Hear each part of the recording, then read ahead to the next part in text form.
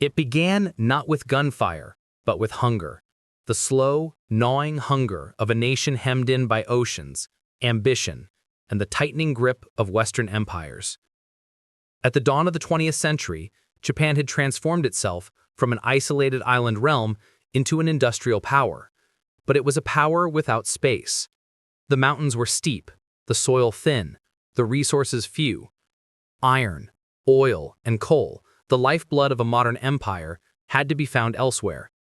Around her stretched the Pacific, and beyond it, colonies carved up by Britain, France, the Netherlands, and the United States. Japan looked outward and saw not opportunity, but walls. To the military visionaries in Tokyo, expansion was not greed, it was survival. The victory over Russia in 1905 had proven Japan's strength, but it had also awakened a fierce belief that destiny favored the bold. As the decades passed, generals and admirals grew convinced that Japan's future lay not in compromise, but in conquest. The 1930s brought the storms. Manchuria seized in 1931, China invaded in 1937, cities bombed, millions displaced. The world condemned, but Japan pressed on, driven by a faith in its emperor, and in the spirit of Bushido, the ancient code of the warrior reborn in modern steel. By 1940, the flames of Europe's war reached eastward. Germany and Italy marched across continents, and Japan saw alignment as advantage. The tripartite pact sealed the Axis. Yet while Hitler looked west toward London and Moscow, Tokyo's eyes fixed south, toward the Dutch East Indies, the Philippines, Malaya, and the vast blue empire of the Pacific. There lay the oil Japan needed, the rubber, the tin, the space for its imperial dreams. Only one obstacle remained: the United States. For decades, America and Japan had danced an uneasy waltz, partners in trade, rivals in power. But when Japanese troops swept into China, American conscience turned to outrage. President Franklin Roosevelt froze Japanese assets, cut off exports of oil and steel, and demanded withdrawal from the mainland. To the militarists who ruled from behind imperial screens, this was strangulation disguised as diplomacy. Without oil, Japan's war machine would grind to a halt within months. To yield was unthinkable. To strike was inevitable. In smoky rooms in Tokyo, men in crisp uniforms bent over maps of the Pacific, red string stretching from island to island. Admiral Isoroku Yamamoto, commander of the combined fleet, was no fool. He had studied in America, understood its industrial might, and warned that a war with the United States would be a gamble against a sleeping giant. For 6 months, he said, I can run wild. After that, he promised nothing. But loyalty demanded obedience, and strategy demanded surprise. If Japan struck first, struck hard enough to cripple the U.S. Pacific Fleet, perhaps the Americans would negotiate before rebuilding. So, the plan was born. Operation Z, the assault on Pearl Harbor. 6 carriers, hundreds of aircraft, a fleet that would steam across the northern Pacific in silence, avoiding all detection. The gamble of an empire balanced on secrecy. Pilots memorized targets, Battleship Row, Ford Island, airfields, fuel depots. They trained over Japanese bays, their movements choreographed to seconds. Each man carried a small dagger, a symbol of honor in case capture came. None expected mercy, and none intended to ask for it. Meanwhile, diplomacy continued, or rather, the illusion of it. Japanese envoys in Washington met with Secretary of State Cordell Hull, their smiles hiding a decision already made. On the morning of December 7, 1941, as the envoys delivered a message breaking relations, hundreds of miles away across the Pacific, the attack force approached its target. The sea was calm, the skies clear.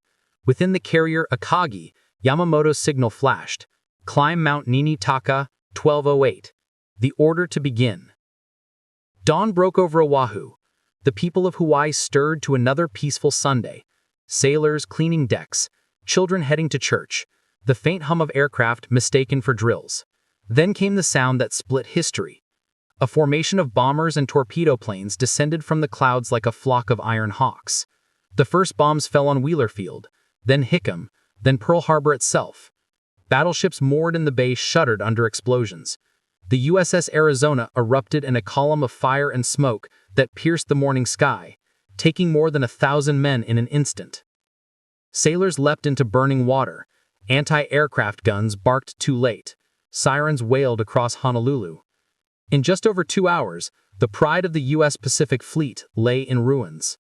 4 battleships sunk, 4 more damaged, 188 aircraft destroyed, and 2,400 Americans dead. Japan had done the impossible, a devastating surprise strike on the world's greatest power. In Tokyo, radio announcers called it a victory of destiny. Crowds cheered, flags waved, and the emperor's name echoed through the streets. For one brief moment, it seemed the empire of the rising sun truly owned the Pacific. But beneath the celebration, Yamamoto's heart was heavy. When the message reached him, Tora, Tora, Tora, success confirmed, he turned to his officers and said softly, "I fear all we have done is awaken a sleeping giant and fill him with a terrible resolve." In Washington, the reaction was swift and volcanic. The next day, Roosevelt stood before Congress and delivered words that thundered into history. Yesterday, December 7, 1941, a date which will live in infamy. America declared war. The isolationist slumber ended overnight. Factories roared to life. Enlistment mines stretched around blocks, and a generation that had sworn never again to fight prepared for global conflict. Japan struck not only at Hawaii, but across the Pacific. On the same day, bombers hit the Philippines, Guam, Wake Island, Hong Kong, and Malaya. Within weeks, Japanese forces swept through Southeast Asia with breathtaking speed. British warships HMS Prince of Wales and Repulse were sent to deter invasion. Both were sunk by Japanese aircraft within hours, the first time in history that air power alone destroyed capital ships at sea. The myth of Western invincibility crumbled. In the Philippines, General MacArthur's troops fought desperately at Bataan and Corregidor, outnumbered, undersupplied, and betrayed by the collapse of Allied resistance elsewhere. When they surrendered, tens of thousands were forced on the infamous Death March, 65 miles of starvation and brutality that left thousands dead. In Singapore, British forces surrendered 80,000 men, the largest capitulation in British military history. In Java, Burma, New Guinea, and the Solomon Islands, the Imperial Japanese flag rose where Union Jacks and Stars and Stripes had once flown. The Japanese Empire had expanded faster than any in modern history. Within months, it controlled a vast territory stretching from the Aleutians to the Indian Ocean. Newspapers in Tokyo proclaimed the creation of the Greater East Asia Co-Prosperity Sphere, a new order that would free Asia from Western domination. But behind the rhetoric of liberation lay a regime of exploitation and cruelty. Resources were stripped, prisoners enslaved, and resistance crushed. Yet to many in Japan, this was destiny fulfilled, the divine mission of a people chosen by the gods to rule the Pacific. While the soldiers celebrated victories, a shadow of arrogance crept in. Commanders debated the next step. Should Japan strike Australia, push into India, or face the Americans head-on before they recovered? The Imperial Navy, confident from success, prepared its next wave of operations to secure the defensive perimeter. The Aleutians to the north, the Solomon Islands and New Guinea to the south, and the Central Pacific as a fortress wall. The next clash would decide whether Japan could truly hold what it had seized. Far across the ocean, in shipyards and factories, the sleeping giant stirred. American industry mobilized on a scale the world had never seen. Aircraft carriers rolled from docks, Liberty ships filled the seas, and bombers darkened the skies.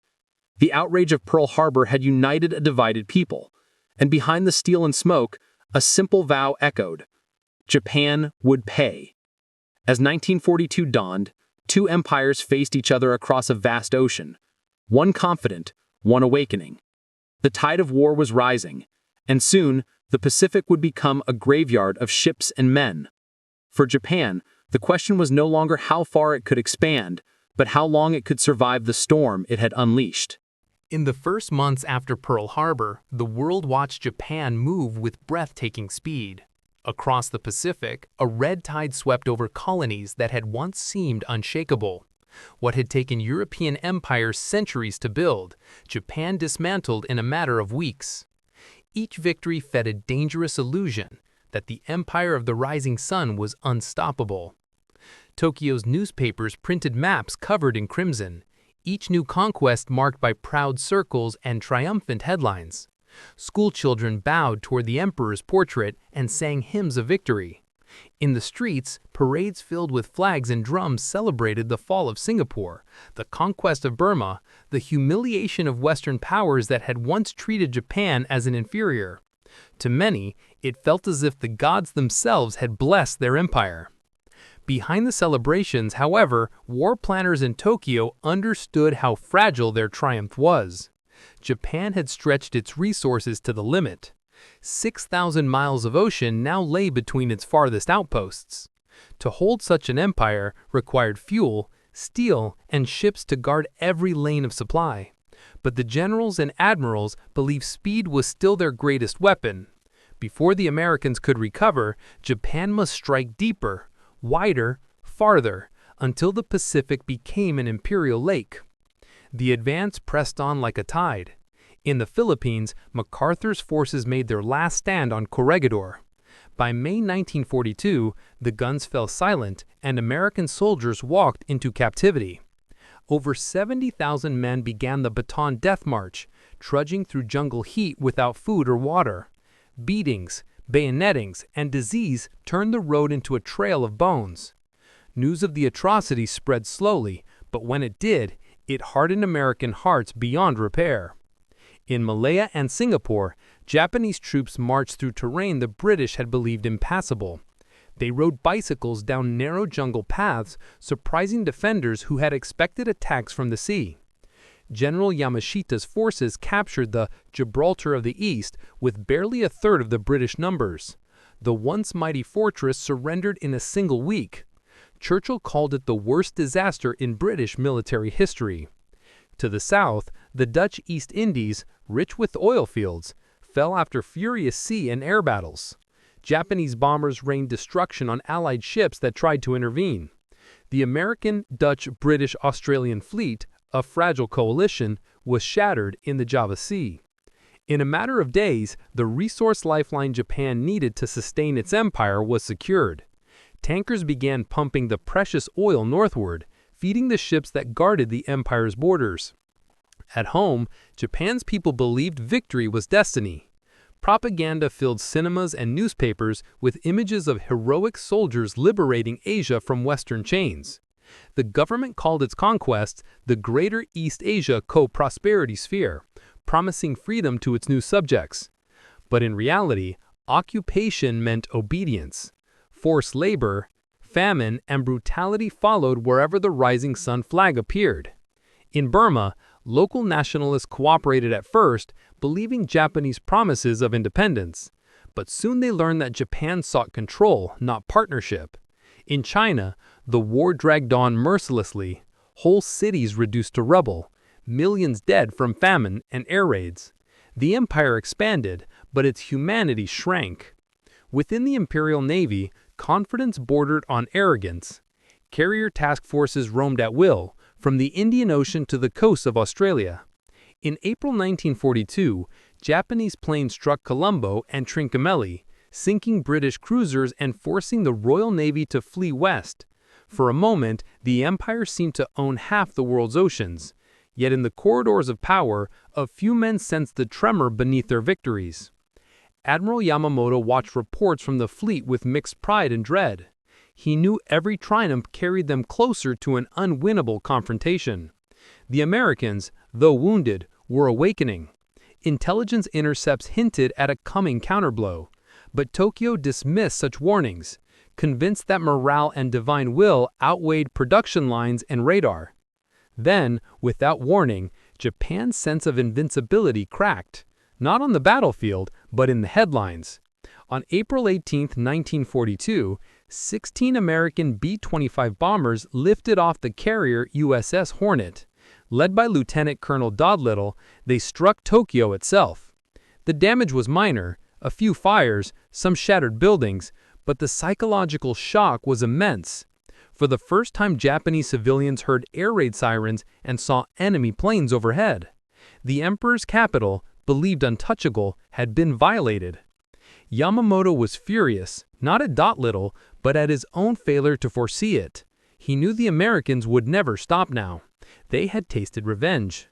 To restore morale and draw the enemy into a decisive battle, Yamamoto devised a plan that would lure the U.S. Navy into the open, a trap among the coral atolls of Midway. But before that grand gamble, Japan needed to neutralize another threat rising from the south. In early May 1942, Allied intelligence learned of Japanese movements toward Port Moresby in New Guinea, a base that would threaten Australia itself. If Japan took it, the southern Pacific would be within bombing range of Allied cities. The stage was set for a new kind of battle, one not fought by ships exchanging gunfire, but by aircraft launched from carriers hundreds of miles apart. The Battle of the Coral Sea was about to begin. For Japan, the Coral Sea operation was another extension of their relentless advance. For the United States, it was the first real test of courage after the humiliation of Pearl Harbor. American codebreakers had begun breaking parts of Japanese naval code, giving Admiral Chester Nimitz a glimpse of enemy intentions. Two carriers, Lexington and Yorktown, steamed north under Admiral Fletcher's command. Opposing them were Shokaku, Zoikaku, and the light carrier Shoho, veterans of the Pacific Rampage. As May 4th dawned, reconnaissance planes spotted the Japanese fleet near the Lusitania atolls. Clouds hung low, the sea glistened silver under filtered sunlight, and pilots on both sides tightened harness straps, knowing they might never return. It was the first carrier versus carrier battle in history. The fleets never saw each other directly, only their aircraft did the killing. At 11 a.m., American planes dived upon Shoho. Bombs and torpedoes ripped through her decks. Within minutes, she was aflame, listing hard to port.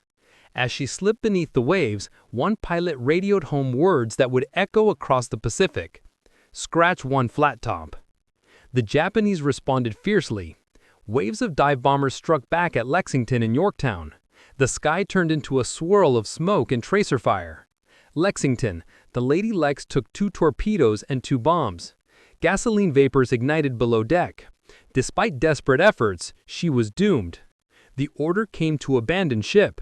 Her crew stood on the deck, saluted, and watched their carrier sink beneath the sea, a steel tomb sliding into the deep. When the smoke cleared, the Coral Sea was a draw by numbers. One carrier lost on each side, but strategically, it was a turning point. Japan's advance towards Australia was stopped cold. For the first time since the war began, the tide had not gone their way. In Tokyo, the news was softened for the public. The government claimed victory, hiding losses under grand rhetoric. But among the admirals, a new unease took root. The American fleet, thought broken, had stood and fought. Its pilots were learning, its codes were improving, and its resolve was hardening. Even as Japan's armies continued their conquests on land, the seeds of overreach were sprouting. Supply lines stretched thin. Merchant ships vanished under Allied submarines. Factories at home struggled to replace planes and fuel. The empire that had raced across half the world was now chained to it, feeding on its spoils but slowly bleeding. But none of this was visible in the summer of 1942. From the outside, Japan still seemed ascendant, its flags waving from Singapore to Manila, its fleets prowling from the Aleutians to the Solomons. But history was already turning. In hidden rooms in Pearl Harbor, codebreakers had cracked the Japanese plan to attack Midway. In a few weeks, Yamamoto's gamble would decide the fate of the Pacific. But for now, the empire still believed in its own invincibility. The soldiers saluted the emperor's portrait, mothers prayed before shrines, and the nation marched forward into a future none could imagine. A future where fire would rain from the sky, and oceans would run red. Japan had unleashed the storm. But in that storm, another force was rising, unseen, patient, and unstoppable. June of 1942, Japan stood at the summit of its empire. From the jungles of Burma to the shores of the Aleutians, its banners fluttered proudly over conquered lands. In Tokyo, the warlords gathered around maps that glowed red with triumph. The emperor's advisors spoke of destiny fulfilled, of an empire that would last 1,000 years. But far from the polished marble halls and ceremonial bowing, the Pacific Ocean was stirring with something new. something that would soon turn the tide of the entire war. In a nondescript building at Pearl Harbor, men worked in silence, poring over scraps of intercepted messages. They were American codebreakers, mathematicians, linguists, and naval officers, unsung heroes who had learned to think like their enemy. Through fragments and patterns, they pieced together the shape of Japan's next move. The enemy referred to a target by the code AF. No one knew what it meant. Some suspected Midway. To test the theory, American intelligence sent a fake message claiming that Midway's water distillation plant had broken down. Hours later, a Japanese transmission confirmed it. AF is short on water. The trap was set. Admiral Chester Nimitz moved quickly. With only 3 carriers, Enterprise, Hornet, and the hastily repaired Yorktown, he prepared to ambush a fleet twice their size. Yamamoto's plan was audacious but flawed. Believing American morale broken after the Coral Sea, he scattered his forces across the Pacific, intending to lure the U.S. fleet into destruction. But in his confidence, he forgot the lesson of war's oldest rule: never underestimate a cornered enemy. As dawn broke on June 4, 1942, the sky over the Central Pacific burned gold. Japanese carriers, Akagi, Kaga, Soryu, and Hiryu, launched waves of aircraft toward Midway Island. Bombs exploded across the tiny atoll as American defenders scrambled to meet them. Smoke rose, craters opened, and the air vibrated with the echo of engines and gunfire.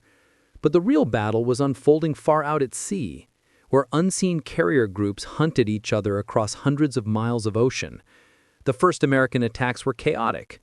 Torpedo squadrons, flying slow and low, charged bravely at the Japanese carriers and were slaughtered. Entire squadrons were wiped out in minutes, men burning, sinking, or disappearing into the sea. But their sacrifice was not in vain. By drawing Japanese fighters down to sea level, they left the skies above open, just as American dive bombers arrived from the clouds. At 10:22 a.m., from 20,000 feet, 37 dauntless dive bombers began their attack. Below them, the 4 Japanese carriers maneuvered desperately, their decks crowded with fueled planes and armed bombs, a spark waiting for a flame. Commander Clarence McCluskey led his squadron into a dive. The first bombs struck Kaga, erupting into a storm of fire. Seconds later, Akagi was hit, one bomb crashing through her flight deck, igniting a chain of explosions that ripped her apart. Soryu followed, consumed by fire. In 5 blistering minutes, 3 of Japan's proudest carriers were mortally wounded. Only Hiryu remained. Furious, her crew launched 2 waves of counterstrikes. They found Yorktown and struck hard. Bombs and torpedoes tore open her sides. But Yorktown's sailors refused to abandon her. Through smoke and flame, they fought to keep her afloat. Hours later, Japanese bombers returned, striking again.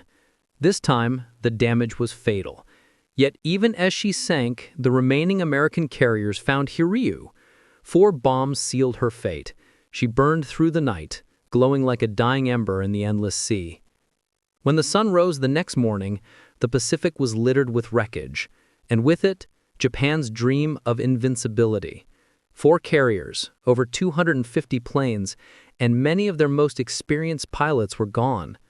Yamamoto, stunned, ordered a withdrawal. The fleet that had terrorized the Pacific now turned homeward, wounded beyond recovery. Midway changed everything. The victory was not just tactical, it was psychological. For the first time, Japan had been defeated, decisively, unmistakably. Its air superiority was shattered, its carrier force crippled. The United States, once battered and bleeding, stood up from the canvas. The hunters had become the hunted. In Tokyo, the news was buried beneath euphemisms and silence. The government released vague statements about temporary setbacks. The truth could not be spoken, not yet. To reveal the loss of 4 carriers would have been to admit the empire's heart had been cut out. But within the naval staff, shock turned to fear, and fear to frantic planning. Japan still held vast territories, but now it could no longer protect them all. Meanwhile, in America, factories roared to life. Steel mills poured rivers of molten metal into molds that became ships, tanks, and planes. The United States had been awakened, and once awakened, it could not be stopped. Women took to the assembly lines, riveting and welding with tireless precision. Farmers grew record harvests. Scientists refined radar, torpedoes, and bombs. The machine of war was now fully alive, and Japan, for all its spirit, could never match its scale. Yet for all their loss, Japanese soldiers and sailors did not despair. They fought with the same burning belief that had carried them across Asia, the Bushido Code, the conviction that death in battle was purer than surrender. On islands and in jungles, they dug in, turning every palm tree and coral ridge into a fortress. They knew the Americans would come. They intended to make them pay for every inch. By late 1943, that test came at Guadalcanal. It was a place few had ever heard of, a jungle-covered island in the Solomon Chain. But its airfield, Henderson Field, would become one of the bloodiest battlegrounds of the Pacific. The Japanese had been building an airstrip there to threaten Allied supply lines to Australia. The U.S. Marines landed in August to seize it. What followed was 6 months of relentless combat, a struggle not just of men and bullets, but of endurance, disease, and sheer willpower. In the black nights of the Slot, the narrow seas north of Guadalcanal, Japanese destroyers ran the Tokyo Express, nightly convoys that ferried men and supplies under cover of darkness. American cruisers and destroyers hunted them in ferocious night battles, where tracers streaked across the water like red lightning. Ships collided, torpedoes tore holes open, and men drowned in oil-slicked waves lit by burning wrecks. Both sides called it Iron Bottom Sound, for the graveyard of ships that filled its depths. By late 1943, Japan's high command faced the truth. Guadalcanal could not be held. The order came to withdraw.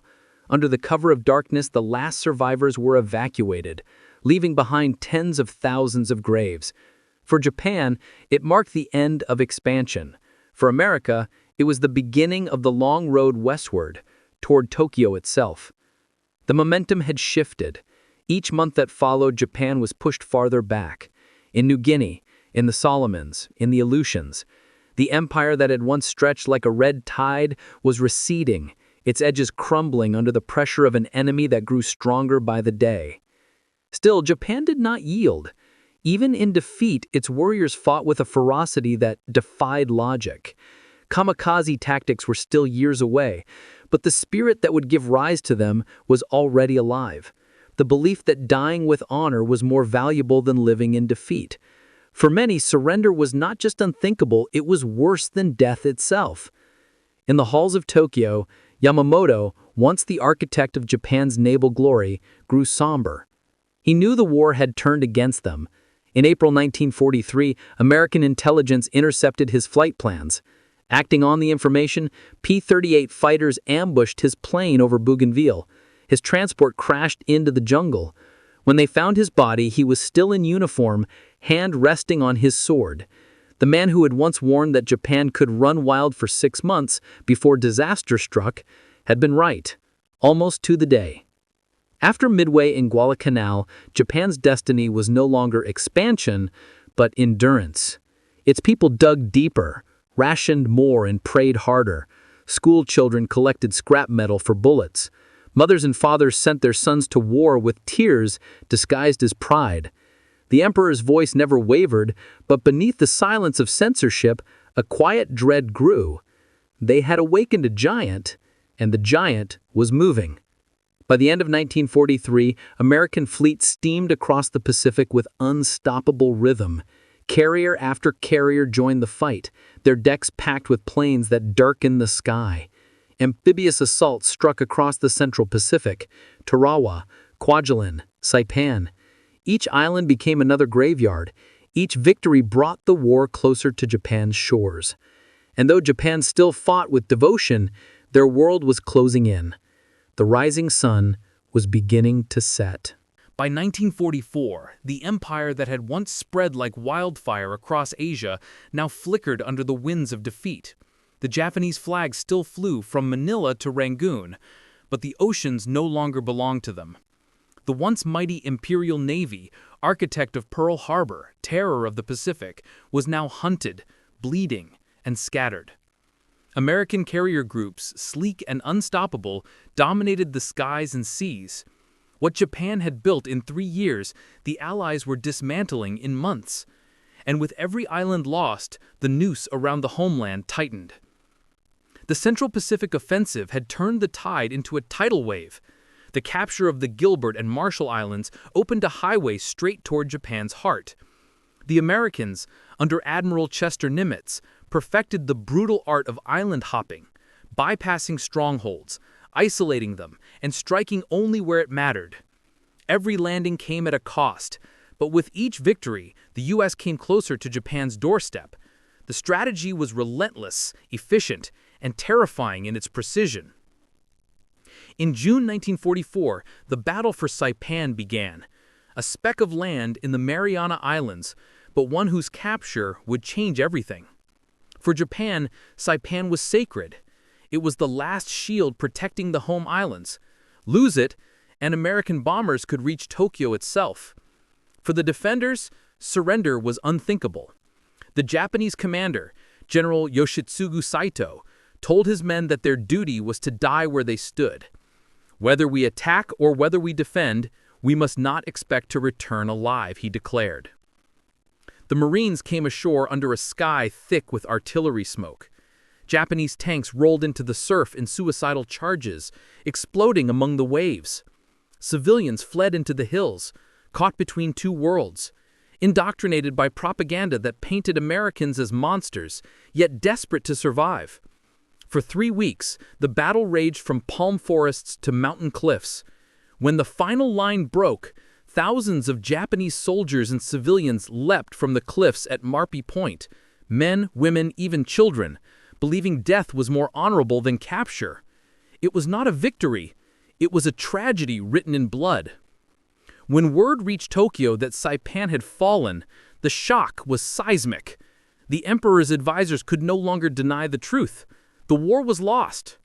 Prime Minister Hideki Tojo, the face of Japan's militarism, resigned. The once unbreakable illusion of divine destiny cracked.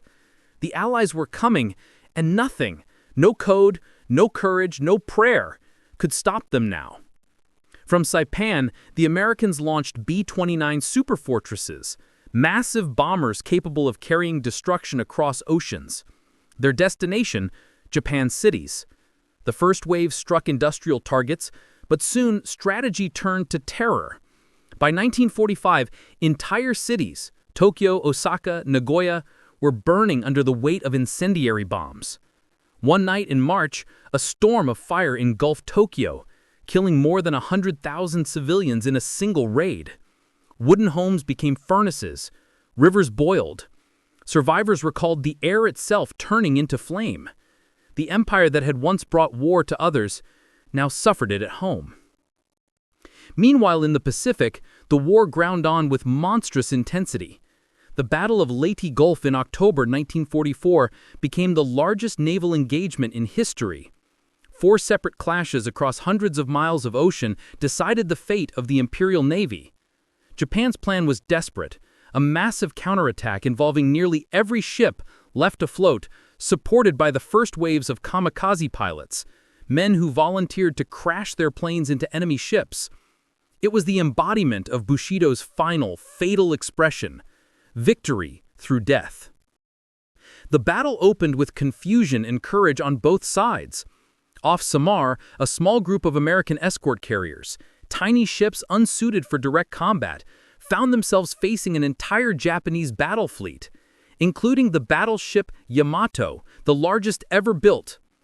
Outgunned and outnumbered, the Americans fought with unbelievable ferocity, launching every plane, every torpedo, every round of ammunition they had. Pilots returned again and again until they had nothing left to fire. The Japanese, unsure of the enemy's strength, hesitated. Admiral Kurita, commanding the Central Force, turned back. It was a moment that sealed Japan's fate. The Imperial Navy's last major gamble had failed. After Leyte, it ceased to exist as an effective fighting force. But the spirit of resistance did not fade. On land, in the skies, and beneath the waves, Japan continued to fight with a fury that defied logic. At Okinawa, the final stepping stone before the home islands, the scale of sacrifice reached unimaginable heights. Waves of kamikaze planes hurled themselves at the American fleet, more than 1,500 in total. Ships burned by the dozens, sailors fought fires, pulled comrades from the sea, and braced for more. On the ground, Japanese soldiers turned every cave, every ridge, into a fortress of death. The civilians trapped between them suffered the most. When the island finally fell after nearly 3 months, over 200,000 people, soldiers and civilians alike, were dead. By summer of 1945, Japan was a nation on the brink of annihilation. Its cities were rubble, its navy gone, its air force shattered, yet its leaders still refused surrender. The Emperor's Council debated, torn between pragmatism and pride. The army swore to defend the homeland to the last breath. Every schoolboy was trained with bamboo spears, every woman drilled to resist invasion. If the Allies landed on Japan, it would be a bloodbath on a scale the world had never seen. In Washington and London, Allied leaders faced a grim calculation. An invasion of Japan could cost millions of lives, both Allied and Japanese.